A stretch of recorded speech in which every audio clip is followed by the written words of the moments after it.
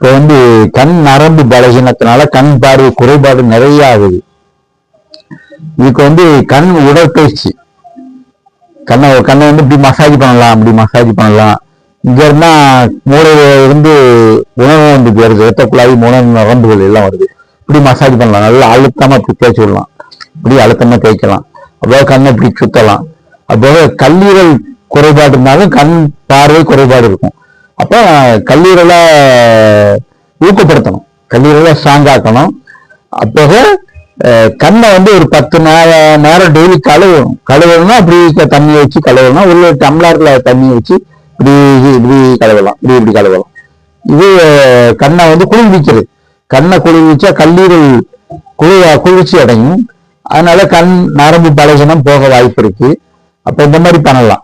முதல்ல பயிற்சி இந்த இடத்துல அப்படியே தேய்ச்சி விடணும். அதுக்கப்புறம் கண்ணை குளிர்விக்கணும்.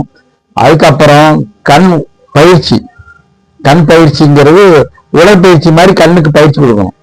எப்படி அப்படின்னா கண்ணை மேல அப்படி பார்க்கணும், கருவிலியை இப்படி இங்கிட்டு பார்க்கணும், ஒரு கருவிலியை இங்கிட்டு பார்க்கணும், கருவிலியை இங்கிட்டு பார்க்கணும், இப்படி பார்க்கணும், இப்படி பார்க்கணும், இப்படி சுத்தணும், இப்படி சுத்தணும், இப்படி சுத்தணும். இது உடற்பயிற்சி. ஒரு 2 நிமிஷம் செய்யலாம். அது மாதிரி கையை எப்படி வச்சுக்கிட்டு கையை வச்சுக்கிட்டு கண்ணை விட்டு பார்க்கணும், இந்த கையை வச்சுட்டு இப்படி பார்க்கணும். எப்படி இது பயிற்சி, கண் பயிற்சி. இதை செய்யணும். செஞ்சீங்கன்னா உங்களுக்கு இந்த இயற்கையாகவே கண் பார்வையை சரி பண்ணலாம். அதே மருந்துகள் இருக்கு. உடற்பயிற்சியிலே நீங்க கொண்டு வந்துடலாம், பயிற்சியிலே கொண்டு வந்துடலாம். மேலும் பார்ப்போம். நன்றி.